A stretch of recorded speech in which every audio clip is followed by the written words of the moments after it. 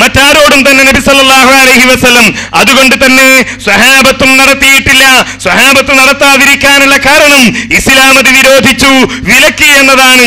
ഈ പറഞ്ഞതുപോലെ ഇതാ നബി സല്ലല്ലാഹു അലൈഹി വസല്ലമയുടെ വഫാത്തിന് ശേഷം ഇങ്ങനെ ഒരു ഇസ്തിഗാസ നടത്തിയതായി, ഇന്ന സഹാബി നടത്തിയതായി തെളിവുണ്ടല്ലോ, ഇതിനെപ്പറ്റി എന്ത് പറയാനുണ്ട് എന്നായിരുന്നു ചോദ്യമെങ്കിൽ നമുക്ക് കൃത്യമായി അതിനെപ്പറ്റി ചർച്ച ചെയ്യാം. ഇവിടെ അതല്ലല്ലോ ചോദിച്ചത്. സ്വാഭാവികമായും ഞങ്ങൾ എന്ത് ചോദിക്കണമെന്ന് ഞങ്ങൾ തീരുമാനിക്കും എന്ന് നിങ്ങൾ പറയും. അതിനുവേണ്ടിയല്ല ഞാനിത് പറഞ്ഞത്.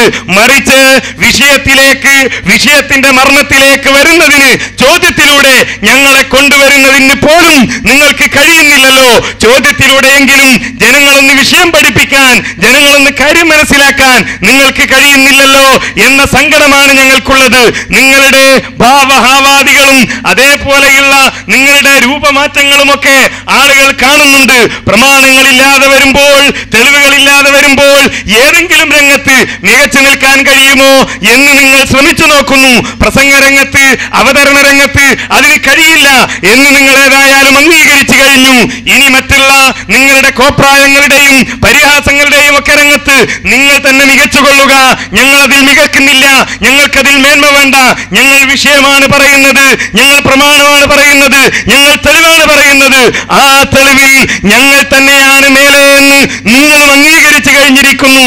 സ്വാഭാവികമായും ജനങ്ങൾ, ഇത് കാണുന്ന ജനങ്ങളും പിന്നീട് കാണുന്ന ജനങ്ങളും അത് മനസ്സിലാക്കും എന്ന ഉറപ്പ് ഞങ്ങൾക്കുണ്ട്.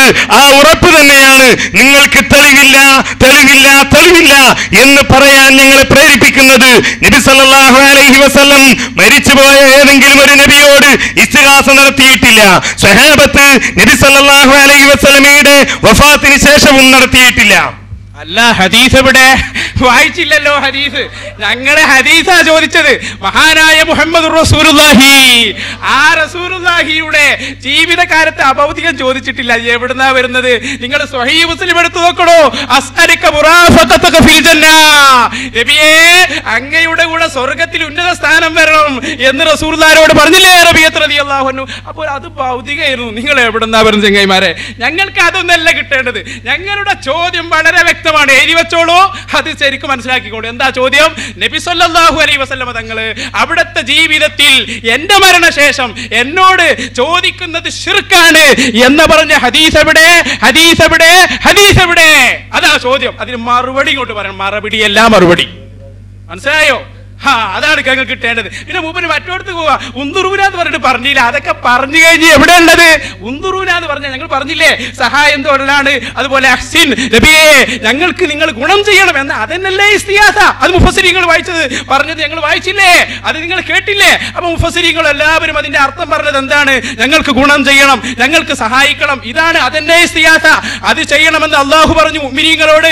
അതെല്ലാവർക്കും അത് കാണുന്ന ഇമാം റാസി പറഞ്ഞു, ഇമാം തൊബരി പറഞ്ഞു, ഇമാം അബൂ ഹയ്യാൻ പറഞ്ഞു, എല്ലാവരും പറഞ്ഞു. അപ്പൊ ഈ മൂന്ന് കാര്യം കൊണ്ട് ഞാനത് വ്യക്തമാക്കി. ഇനി എന്റെ ചോദ്യം, ഹദീസ് എവിടെ?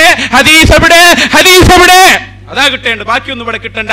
നിങ്ങളെ ശരിക്ക് പിടികൊള്ളൂ. കുറെ കാലണ്ട് നിങ്ങളിത് പ്രസംഗിക്കാൻ തുടങ്ങിയിട്ട്. നിങ്ങളെ മുന്നിൽ കിട്ടണം തന്നെ ഞങ്ങളും വിചാരിച്ചത്. മഹാനായ മുഹമ്മദ് റസൂലുള്ളാഹി, ആ റസൂലുള്ളാഹിന്റെ ജീവിതത്തിൽ